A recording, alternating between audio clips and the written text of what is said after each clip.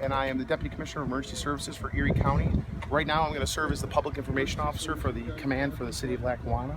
And today, just to give everyone a brief, which some of the information you already have, approximately 7:15 this morning, the city of Lackawanna was alerted to a potential industrial fire in a complex here on Route 5. It's a steelworks group that has several businesses in there. Within the organization, there is a plastics recycling, paper recycling, a metal fabricator, and some incidental car and boat storage.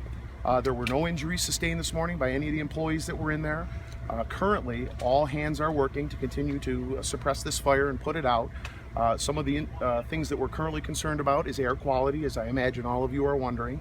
We have several agencies that we've brought into the area to assist us with monitoring the air quality, especially downwind in the town of Hamburg. There has been a shelter in place put in effect in the town of Hamburg, specifically in the area that has the plume casting over it. I can answer some simple questions if you have any. The Buffalo Fire Commissioner said that up until this point you have been fighting the fire from the outside because of safety concerns. But he had mentioned wanting to go or at least run a hose line inside. When will that interior fight begin? Has it begun? No, well, not to speak for command, but yes, it has been a defensive fire based on the pure fire load of the material that happens to be stored in that particular building. Right now, we are moving forward with trying to gain some close proximity to the building and to try and see if we can get headway on the particular fire. What have you told the cause at this point?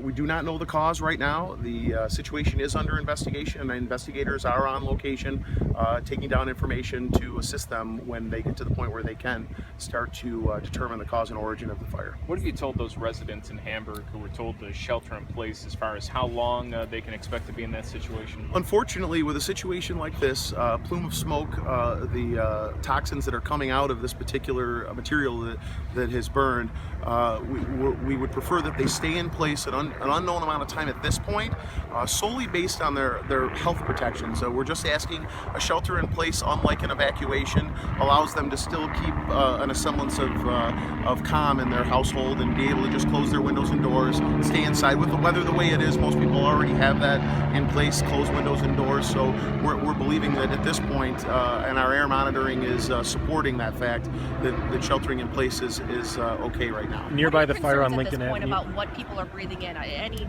particular chemicals or anything within that smoke? I can't speak to that right now. We're getting more information as time goes on. Unfortunately, we felt that we needed to brief the media the best we could, and right now that's about the most information we have. Nearby the fire on Lincoln Avenue, there are already some residents who have been brought out of their homes, some people wrapped in Salvation Army blankets. Can you tell us how many people have been impacted? Any evacuations? I do not have that particular number. I'm assuming that that's the adjacent structures, the houses that are right next door to the facility. It is a rather large building, and while the wind does move currently in a direction away from the residential area, there still is some effect and odor that they can smell from that stuff. There are agencies like the Red Cross on scene and the Salvation Army who are willing to assist those residents. Can you describe what we were seeing a few hours ago when all of this started? We see the cloud of smoke appears to have gotten a little bit smaller, it's changed in color. What kind of progress has been made, and how much progress do you still need to accomplish? Well, unfortunately, there still is a considerable amount of fire load in the building, and currently the reason why we're deluging the building with water is to try and keep down any additional fire from spreading to any adjacent buildings. There is considerable fire load in the rest of the buildings on the complex, and our goal is to suppress that fire the best we can. Still any concern of any building collapse? There has already been structural collapse. As you can see, the roof is in. That is always a concern. I can't speak any more to that. We're getting a question from one of our viewers. I understand that there's boat storage in there. You are correct. Boat storage as well as car storage. We've heard there's also airplanes. Some people said there's a couple I can't speak to that. Boat. I mean, it is a cold storage area. There are sections. The building has been sectioned off from its original use as part of the Bethlehem Steel complex, and there is, like I said, I believe 5 businesses total that are in there. One of them happens to be cold storage, and I was briefed that there are cars and boats stored in there. Are there any concerns over water supply?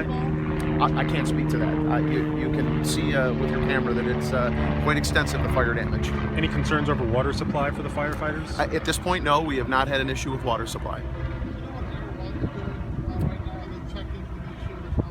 I can't speak to exactly what they're doing. I do know we utilize their camera to give us a better look at how the operation is moving forward. We have what's called a downlink system. It allows people on the command post to view from an aerial post what's actually happening with the progress of the fire and if there's any extension that we may not be aware of on the ground. Give us a rundown of again who is out here and what the roles are. Currently, this fire is within the district of the city of Lackawanna. So it is they're the command company right now. The city of Buffalo has some extensive fire apparatus here, as well as Erie County and the city of Buffalo's hazmat teams. We've got additional air monitoring from other hazmat teams from outside the county.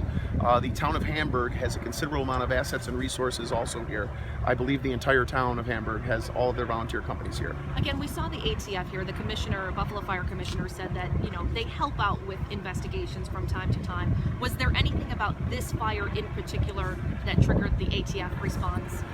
No, I wouldn't say that. To be honest with you, I would never consider them being on location to be any indication of anything nefarious in nature.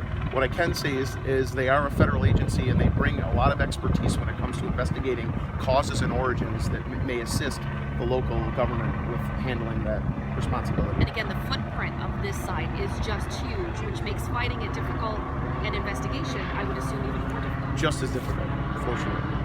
And so again, we were told, I know you can't speak to it completely, but he said there was one employee that called it in this morning. Do you know if there was any?